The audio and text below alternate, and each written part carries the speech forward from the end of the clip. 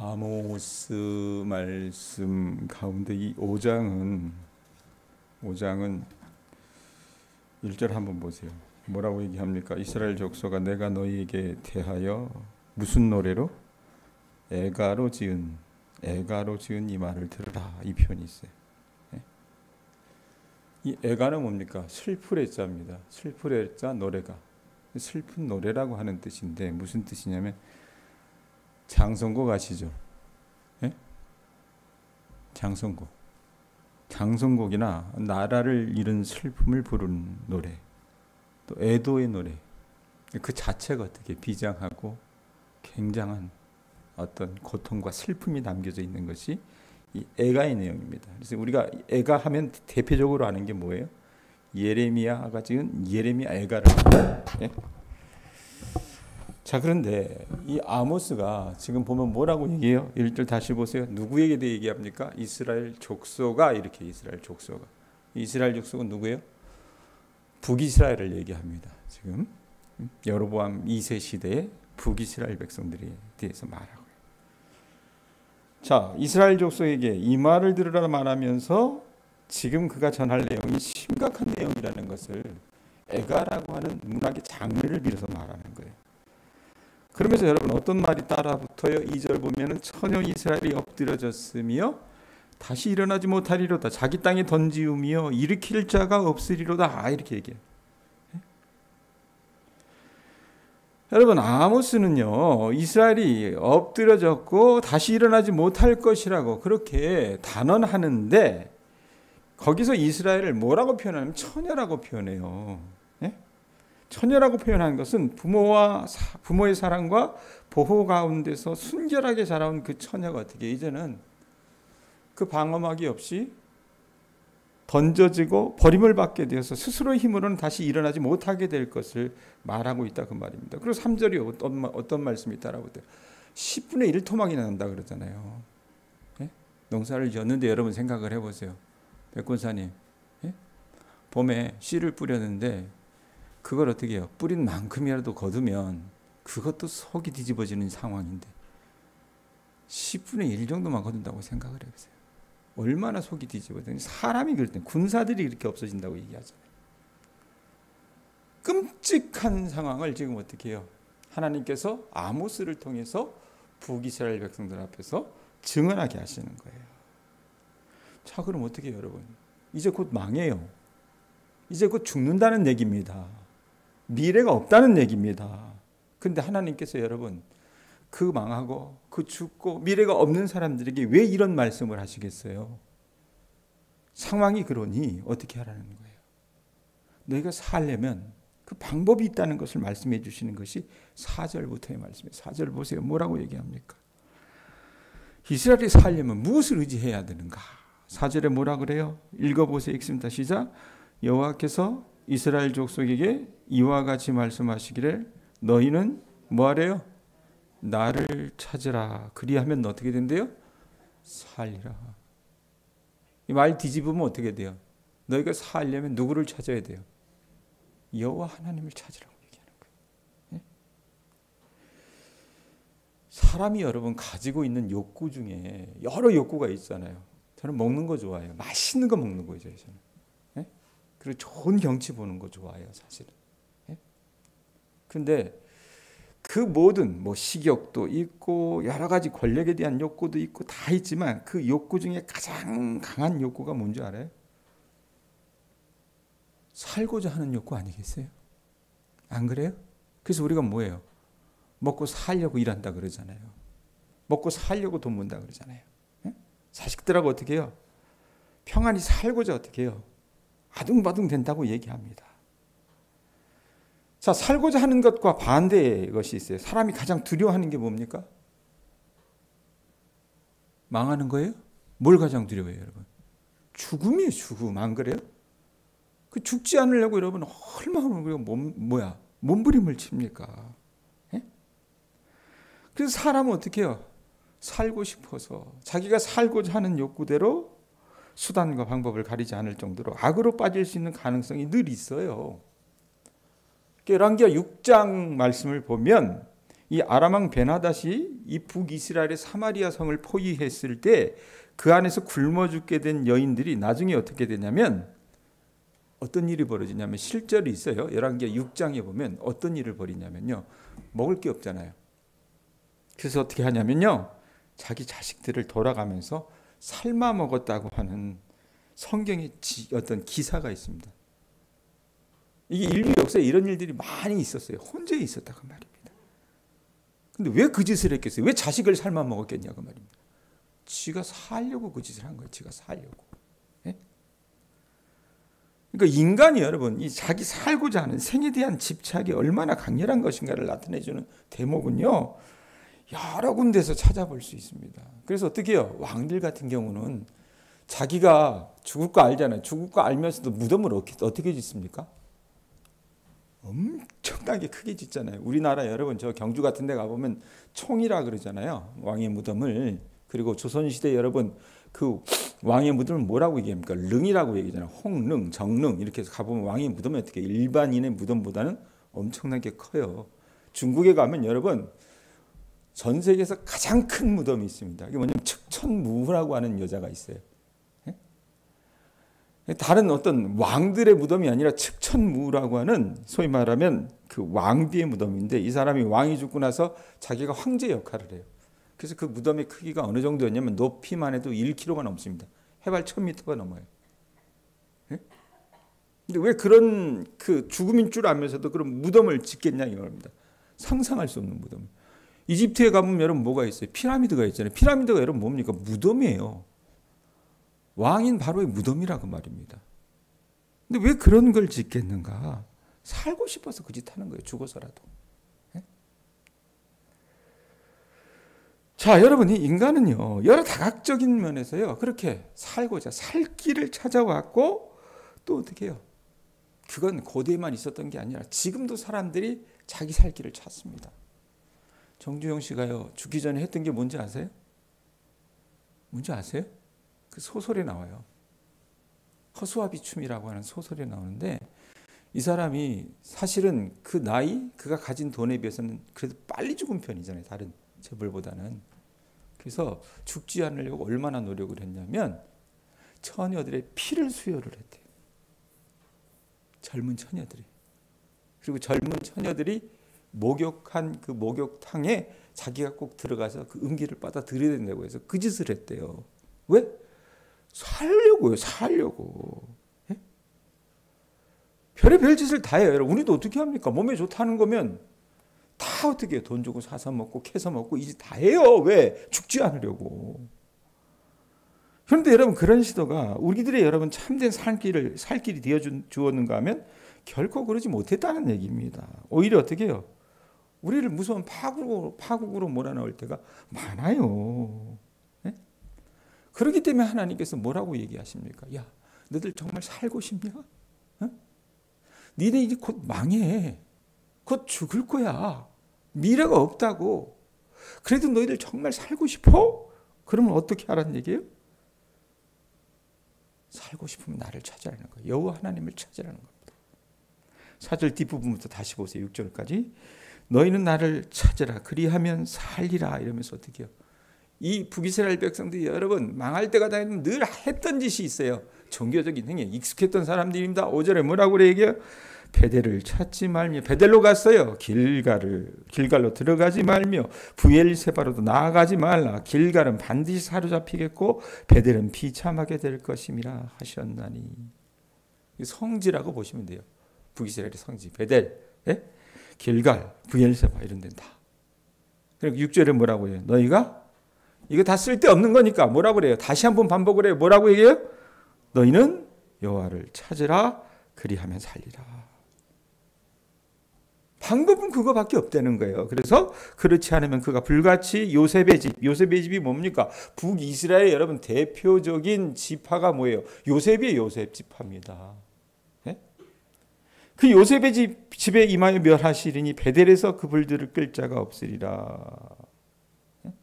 아무리 발버둥 쳐봐도 그들이 살겠다고 어디로 가서 무엇을 찾는 것이 여러분 그게 중요한 것이 아니라 그것이 살 방도를 가져다 주는 것이 아니라 방법은 하나라는 거예요. 뭐야? 하나님을 찾는 그것이 근본적으로 중요하다고 하는 것을 말씀해 주고 있다고 말입니다. 여러분 이 말씀 어떻게 여러분 봐야 될까요? 우리가요 이 땅을 살아나가면서 살아갈 수 있는 여러분 다른 것을 찾는 것이 아니라 우리가 살 수 있는 것은 뭐예요? 생명의 근원 되시는 하나님을 찾는 것입니다. 하나님을 찾는 데 있다는 진리, 그것을 우리가 발견해야 된다. 여러분 이것은요 마치 고기가 물을 찾아야 살고 어린아이가 어머니의 품을 찾아야 사는 것과 같이 하나님의 형상대로 지음받은 여러분 우리 인간은요 인간의 원형인 하나님을 찾는 그것만이 어떻게 우리가 살 길이라는 얘기입니다. 자 그런데 이 사람들은 어떻게 했어요? 7절 보세요. 하나님이 그렇게 두 번이나 반복하셨어요. 아모스를 통해서. 근데 7절 이거 하고 있는 짓들이 뭡니까? 뭐라고 얘기합니까? 정의를 뭐 했대요? 쑥으로 바꾸며 공의를 땅에 던지는 자들아. 예? 정의와 공의가 무너진 그 사회, 그 사회를 어떻게 이들이 만드는데 앞장을 선 거예요. 그래서 더 이상 신뢰를 쌓을 수 있고 공정한 모습들은 사회 속에서 찾아볼 수 없게 그렇게 만들어버렸어요. 지네는 사한다고 어떻게 해요? 불법과 불의를 일삼았던 거라 그 말입니다. 하나님은 여러분 그러면서 어떻게 이스라엘의 죄악을 더욱더 구체적으로 얘기하시는 것이 11절이고 11절 보면 뭐라고 얘기합니까? 11절에 뭐라고 얘기해요? 너희가 어떻게 했어요? 정의도 땅에 던져버리고 그 다음에 말씀인 공의도 땅에 던져버리니까 어떻게 해요? 힘없는 자를 밟고 그에게서 미래 부당한 세를 거두었은 즉 너희가 비록 다듬은 돌로 집을 건축하였으나 거기 거주하지 못할 것이요 아름다운 포도원을 가꿨으나 그 포도주를 마시지 못하리라. 그러니까 온 사회에 부정부패가 만연했던 거예요. 이런 모든 악행들을 하나님께서 여러분 지켜보셨다가 부당한 이익을 취하는 자들이 어떻게 해요? 이야 이제 우리 정말 부자 되겠다. 잘 살겠다. 평생 토막 먹고 살 수 있고 새끼들에게까지 물려줄 수 있겠다. 이렇게 생각을 했는데 어떻게 해요? 그들이 다듬은 돌로 지은 그 집을 어떻게 건축해도 거기서 살 수 있대요? 살 수 없대요? 살 수 없답니다. 네? 아름다운 포도를 가꾸더라도 포도주를 마시지 못하게 하실 거라고 말씀을 하세요. 이스라엘의 부조리한 행위가 죄라고 하는 것을 분명하게 말씀하시고 부당하게 얻은 점을 사용하지 못하게 하시겠다고 말씀하십니다. 그 말입니다. 자 14절 15절 보세요. 그러면서 상황이 이정이 될 테니까 어떻게 해요? 하나님은 여러분 우리를 향해서 갖고 있는 그 하나님의 뜻은 뭐예요? 재앙이 아니라 평안이라 그랬어요. 예? 우리를 향한 하나님의 계획. 그래서 다시 14절 15절 보세요. 뭐라고 얘기합니까? 읽어보세요. 읽습니다. 시작. 너희가 살려면 선을 구하고 악을 구하지 말지어다. 만군의 하나님 여호와께서 너희의 말과 같이 너희와 함께 하시리라. 너희가 악을 미워하고 선을 사랑하며 성문에서 정의를 세울지어다. 만군의 하나님 여호와께서 그래놓고 어떤 단어가 따라붙어요? 혹시 요셉의 남은 자를 불쌍히 여기시리라. 다시 반복하는 거예요. 하나님께서는 이스라엘 백성들에게 살기 위해서는 어떻게 해요? 선을 구하지 말고 선을 구하고 악을 구하지 말라고 말씀을 하세요. 또한 악을 미워하고 선을 사랑하라고 말씀하세요. 성문에서 정의를 세우라고 말씀을 하십니다. 아버지 하나님께서는 이스라엘에게 이제껏 무너졌던 그 정의와 공의를 올바로 세우시기를 원하시는데 그 첫걸음이 어떻게 해요? 이스라엘 백성들이 악에서 떠나 선을 행하는 그 행위가 구하는 행위가 필요하다고 말씀하시는 거예요. 그러면서 어떻게 해요?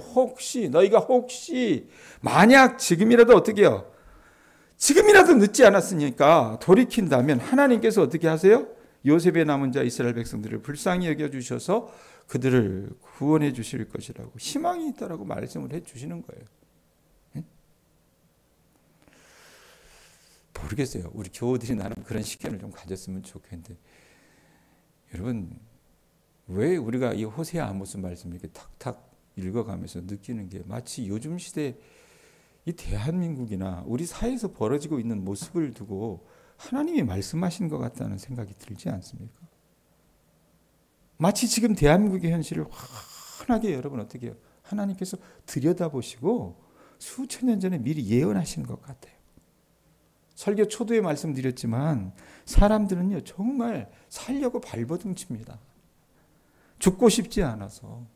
자기가 사는 그 사회에서 그것이 농촌이라 하여도 도태되어서는 안 되니까, 무시받아서는 안 되니까, 또 조금 여유가 된다 치더라도 자기가 여유가 돼요. 땅도 있고 먹고 살면 돼요. 그러더라도 어떻게 해요?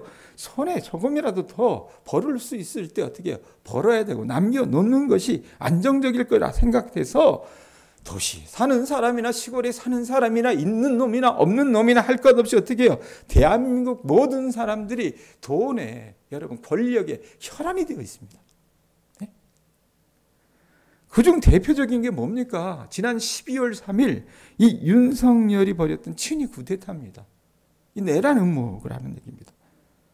저라면요, 그냥 윤석열 씨를 바라보면서 저는 이런 생각했어요. 나라면, 그럴 일이 없겠지만, 나라면 그가 대통령이 되려고 하지 말고, 검찰총장도 여러분 아무나 되는 거 아니잖아요. 그 검찰총장의 자리로도 만족하고 살았으면 얼마나 좋았을까? 이런 가정을 좀 해봤습니다. 말 한마디 잘해서 검찰총장 된 거잖아요. 사실 청문회 나와가지고. 네? 아니, 그저 그가 일개 검사로 살아가는 것도 그렇게 나쁘지 않은 삶이었을 텐데 검사는 아무나 됩니까? 네? 그것도 우리네 서민의 눈으로 보면 여러분 충분히 동경할 만한 삶이었을 텐데 도대체 왜 이런 황당한 일을 꾸며서 나라와 국가 전체를 여러분 뒤흔들어 놨을까? 지금 여러분 우리나라가 1조 원, 하루에 1조 원이 돈이 날아간대. 그 주식에 투자해놓고 뭐 선물 이런 것들에 투자해놓은 사람들이 하루에 그러니까 매일 아침에 일어나면 컴퓨터 켜가지고 주식 시황 보는 사람들이 어떻게 지금 돈이 빠져나간대요. 윤석열이 이 엄한 짓을 벌여놨기 때문에. 근데 그 사람들도 어떻게 해요? 먹고 살려고 그 짓 했던 거 아니에요. 네? 근데 하루아침에 돈이 나가는 거예요. 저는요, 제가 언젠가도 말씀드렸잖아요. 최 목사가 동양교회 담임 목사 되는 것보다 더 쉽게 윤석열 씨는 우리나라 대통령 됐어요. 사실은. 어쩌다 얻어 걸린 대통령이 되고 보니까 윤석열이나 김건희나 여러분 제 느낌에는요. 왕놀이 하는 게 너무 재밌었던 것 같아요. 너무 재밌었던 것 같아요. 모든 사람들이 굽신거리잖아요. 안 그랬어요? 네? 모든 사람이 아부하며 떠받드는 삶이 얼마나 좋았겠습니까? 한 번씩 외국으로 바람이라도 쐬고 싶다 이렇게 생각하면 얼마든지 자가용 비행기 딱 데려다가 어떻게 해요? 태우고 가서 그 나라의 가장 큰 왕을 만나게 하고 가장 좋은 것, 가장 만나는 것 먹고 즐길 수 있게 됩니다. 다녀올 수도 있잖아요. 그리고 대통령의 자리에 있으니 어떻습니까? 이 두 남녀가 수많은 지금은 나타나지 않지만 어떤 징조가 있지만 금전적인 이득을 취하는데 여러분 탐닉했을 것이 분명합니다. 살아보니 너무 좋은 거예요. 자, 그런데 자꾸 방해꾼이 어른거리는 거예요. 눈앞에서. 민주당이라고 하는 야당이 여간 눈에 거슬리지 않는 겁니다. 왕이 하라면 그저 곱게 말할 때 잘 들을 것이지 예산을 깎는다. 자기 신하들의 직무를 정지시킨다. 이러니 어떻게 해요? 못 보겠는 겁니다. 더구나 옆에서 거드는 신하들 얘기를 들어보니까 이렇게 좋은 대통령 놀이를 어떻게 해요? 이전에 했던 사람들이 있었잖아요. 박정희, 이승만. 네? 이 사람들은 여러분 특징이 뭡니까? 대통령의 임기를 초월해서 했어요. 수십 년을 해먹었단 말입니다. 그래서 어떻게 해요? 할 수 있다면 정신으로 해보자. 그래서 자기도 살고자 이런 말도 안 되는 미친 짓을 획책하지 않았는가라고 저는 생각을 해요. 자, 그런데 여러분 우리가 어때요? 윤석열 씨라고 하는 아주 좋은 이 북어포 같이 씹을 수 있는 거를 우리는 가지고 씹어댈 수 있습니다. 담임 목사도 그럴 수 있어요. 그런데 이제 거울을 우리에게 보십시오. 이 악마와 같은 윤석열의 여러분 이런 민낯이 우리 안에도요 선뜻 보이지 않습니까? 우리도 여러분 의도하건 의도치 않았건 간에 살려고 수단 방법 가리지 않고 하나님이 기뻐하시지 않은 그 악을 구하고 무지막지한 방법으로 여러분 살아갈 때가 있어요, 없어요? 있다고 말입니다. 여러분, 이 풍전등화의 형국에 있는 대한민국이 살아갈 수 있는 길은 무엇일까? 예? 나라 생각하는 게 너무 골치 아프면 그냥 적용의 폭을 좁혀서 내가 살 수 있는 길은 뭘까? 그 방법은 뭘까? 오늘 말씀을 여러분 기울여 주시길 바랍니다. 뭐예요? 살려면 하나님을 찾으실 수 있기를 바랍니다. 하나님을 찾는 것이 여러분 우리가 살 수 있는 유일한 방법이라고 말입니다. 이 대한민국 사람들이 여러분 나라를 바로 다시 세우고자 하면 하나님이 말씀하신 그대로 그 말씀을 찾아 나간 것이 이 대한민국이 살 수 있는 유일한 방법이라 그 말입니다. 이제껏 행하던 악을 버리고 선을 사랑하고 구하는 삶을 찾기를 하나님은 원하세요. 그럼 어떻게 해요? 우리 중에 누구라도 그렇게 하면, 혹시 누구라도 그렇게 하면 하나님께서 여러분 말씀 가운데 뭐라고 얘기하셨어요? 불쌍히 여기신다 그랬습니다. 불쌍히 여기신다 그랬어요. 당장에 내 눈에는 여러분 하나님을 찾는 그것이, 주를 구하는 그것이, 선을 행하는 그것이 손해보는 것 같고 그렇게 정말로 어떻게 보면 별 볼 일 없는 것처럼 보일 수 있겠으나 주님을 찾는 것만이 이스라엘에게 그러했던 것처럼 우리에게도 유일한 살 길이라는 것을 여러분들이 인지하시고 하나님을 찾으실 수 있기를 바랍니다. 내 주변의 사람들이 그렇게 못하면, 내 자녀들이 그렇게 못하면, 이 어리석은 대한민국 백성들이 그렇게 못하면 이 시골 촌구석에 있는 이 촌구석 교회를 담임하는 최 목사와 이 새벽을 지키는 우리 동양교회 교우들만이라도 그들을 위해서 기도해 줍시다. 하나님, 이 나라를 돌이켜 주시옵소서. 하나님, 이 나라를 불쌍히 여겨 주시옵소서. 우리가 하나님을 찾겠습니다. 주께서 이 나라를 살려 주시옵소서. 그렇게 기도하시는 주님의 나라 백성들 되실 수 있기를 바랍니다. 기도하겠습니다. 하나님.